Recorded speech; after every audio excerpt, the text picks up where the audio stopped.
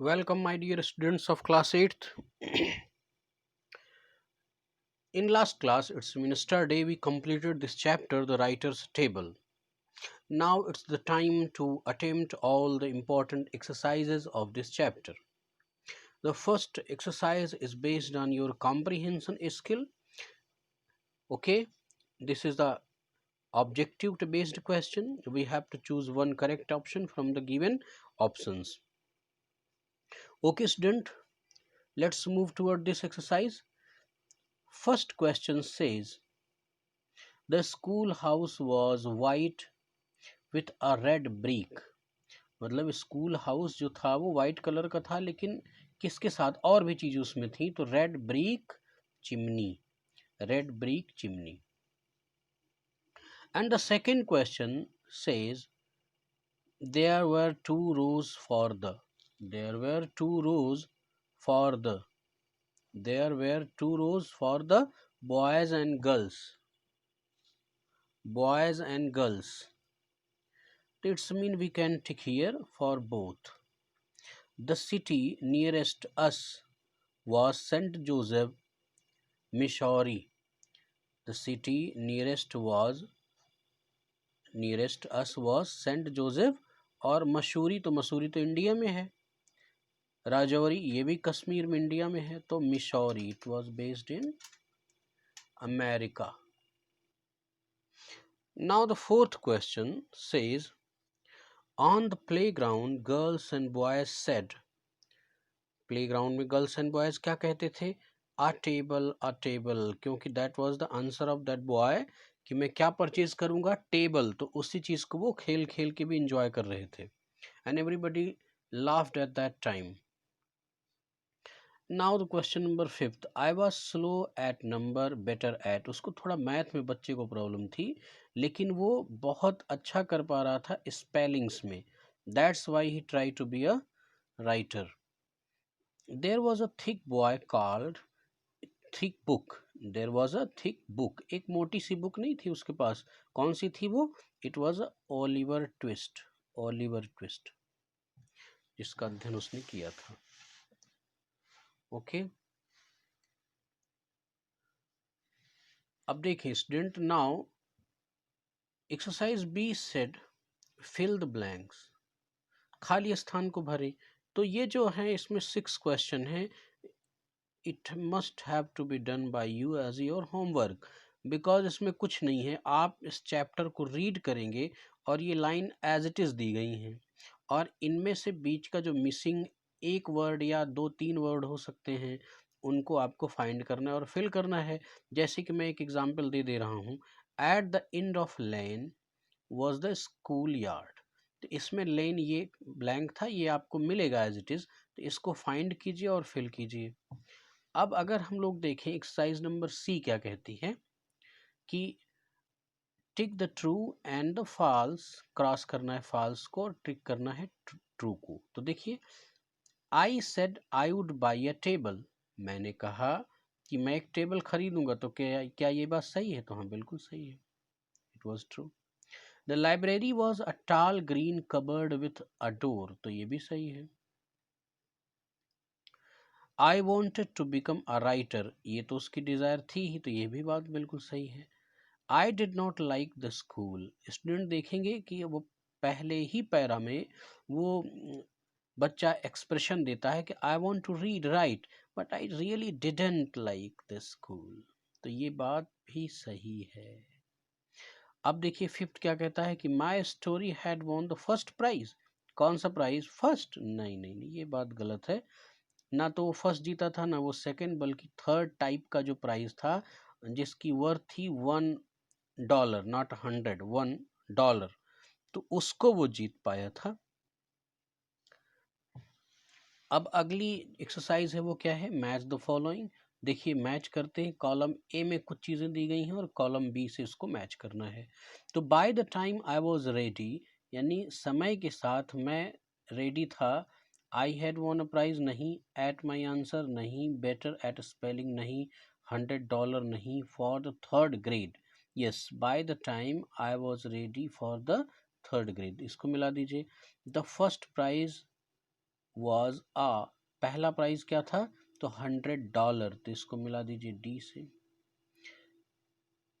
They all laughed, they all laughed, वो सबके सब हंस पड़े थे, किस पर, at my answer, तो इसको मिला दीजिए बी से।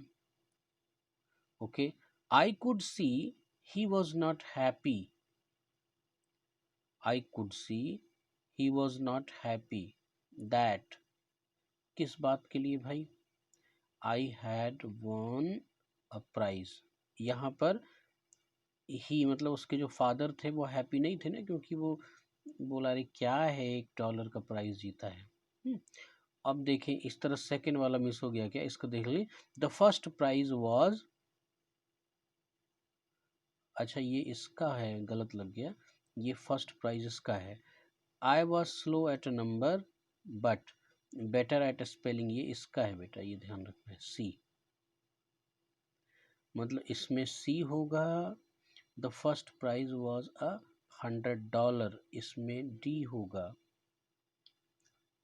और तो सही है। ओके, अब हम लोग देखते हैं कि जो आंसर्स हैं लिखने वाले, उनकी भी बात को देख लेते हैं। वो क्या कह रहा है कि answer the following question, why did Cleady want a table, यहाँ पर जो क्लीडे है वही वो बच्चा है जो अपनी स्टोरी बता रहा है।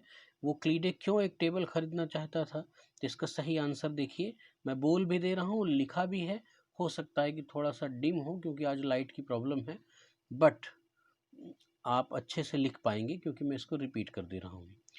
Even Cleady want to buy a table but he did not know why he want, सच बात तो यही है कि वो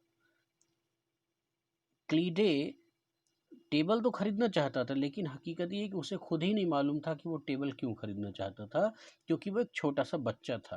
तो यहाँ पर ये आंसर पूरा हो जाएगा इतना लिखने के बाद। Even Cleady want to buy a table but he did not know why he want, what contest did Cleady enter, किस कॉन्टेस्ट मतलब किस प्रतियोगिता में, यानी कौन सा कंपटीशन था जिसमें उसने इंटर किया, तो he entered in a story writing contest, कैसा कॉन्टेस्ट था, story writing contest, that was based on, that was based on मतलब वो जो स्टोरी थी वो किस पर आधारित थी, मतलब उसका टॉपिक क्या था, grain of wheat, grain of wheat, ये स्टोरी का टाइटल था और उसी कॉन्टेस्ट में उसने भाग लिया था। Which was the thick book read by the narrator, वो कौन सी मोटी सी बुक थी जिसको नरेटर ने पढ़ा था, तो the thick book was Oliver Twist read by the narrator, जो नरेटर ने किस बुक को पढ़ा था, ओलिवर ट्विस्ट को। Which prize did the writer win, कौन सा प्राइज राइटर ने जीता, तो writer could not win first and second prize, जो राइटर है वो फर्स्ट और सेकेंड प्राइज तो नहीं जीत सका, but he win third prize worth of $1, यानी तीसरे, यहाँ पर कह सकते हैं कि he win the third category, अगर आप कैटेगरी कर देंगे तो थोड़ा आंसर और डिग्निफाइड हो जाएगा। He win third category prize worth of $1, कितनी उसकी औकात थी, $1 की। अब देखिए क्वेश्चन नंबर 5 को हम देखें, did Cleady's parent understand his happiness, क्या क्लीडे के जो पेरेंट्स थे उसकी खुशी को पहचान पाए थे, समझ पाए थे कि कितना वो प्रसन्न है, तो हम क्या लिखेंगे कि his parent were not happy for his victory, और यहाँ पर सक्सेस भी कर सकते हैं, his parents were not happy for his victory, they were trying to measure it, यहाँ पर इट मतलब उसकी जो सक्सेस है उसको वो कैसे मेजर करना चाह रहे थे, विथ $1, केवल $1 की कीमत से उसको मापना चाह रहे थे, and that was very less, और वो जो उसका $1 है वो तो बहुत कम प्राइस था ना, इसलिए वो प्रसन्न नहीं थे, and even he was unable to secure either first और यहाँ पर ऑफ हो गया क्या, नहीं ये आर होगा, ओ और सेकंड पोजीशन, ना तो वो फर्स्ट पोजीशन सिक्योर कर सका था, ना तो वो सेकंड, और $1 का प्राइज उसने केवल जीता था। ये सारे कारण मिला करके फाइनली उसके पेरेंट्स जो थे वो हैप्पी नहीं थे। तो ये इसका आंसर हो गया। तो आज हम लोग इतनी एक्सरसाइज ही कंप्लीट करेंगे। कल मैं इसकी रेस्ट ऑफ एक्सरसाइजेस को कंप्लीट करके और कोशिश करूंगा कि ये चैप्टर आपका फिनिश हो जाए। Thank you very much my dear students of class 8।